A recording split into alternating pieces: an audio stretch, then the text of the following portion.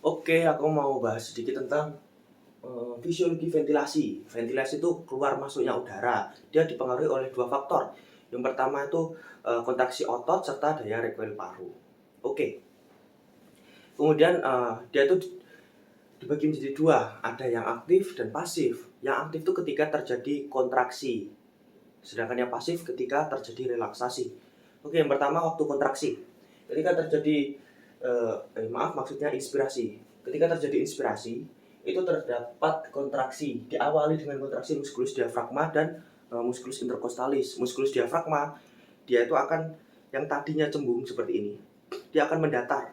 Kemudian untuk musculus intercostalis, dia tuh yang tadinya itu rapat-rapat, dia itu akan tertarik ke lateral, sehingga rongganya yang tadinya segini bisa menjadi lebih lebar. Nah, menyebabkan volume toraksnya itu meningkat.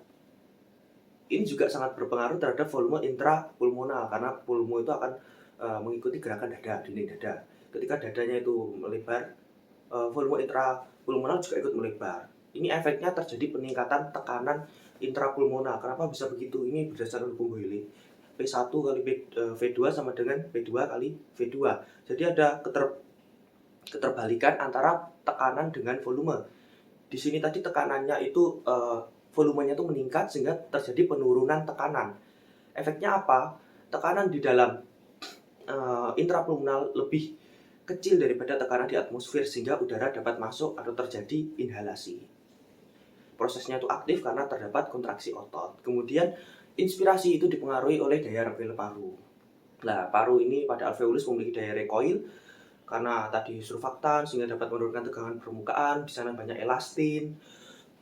Efeknya terjadi diawali dengan relaksasi dari musculus intercostalis externus serta musculus diafragma, sehingga keterbalikannya tadi, diafragmanya dari datar mulai cembung, kemudian intercostalis externusnya yang tadi tertarik ke lateral menjadi kembali lagi ukurannya seperti semula.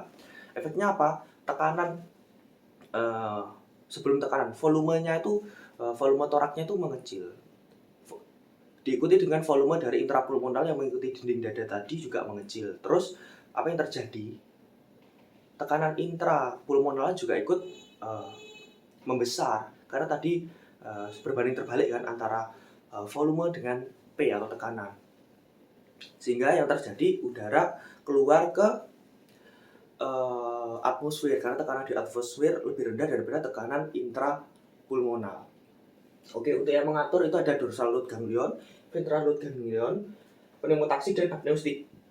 Kedua ini dorsal root ganglion ini untuk inspirasi ritmis. Jadi ketika kita inspirasi biasa itu yang mengatur dorsal root ganglion. Kemudian ada VRG. Ketika kita membutuhkan inspirasi ekspirasi paksa, yang mengatur itu ventral root ganglion. Kemudian ada pneumotaksik dan apneustik yang letaknya di pons, pontin. Pneumotaksik ini untuk stop inspirasi, kemudian untuk apneustik itu untuk memulai inspirasi. Kemudian otot-otot pernafasan lain itu ada sternocleidomastoideus musculus, kemudian musculus calenus untuk inspirasi paksa. Dia untuk menarik retraksi dari sternum, kemudian sama scapula. Kemudian ada ekspirasi paksa oleh musculus rectus abdominis dan oblique abdominis di perut. Kemudian ada musculus intercostalis internus. Oke, terima kasih.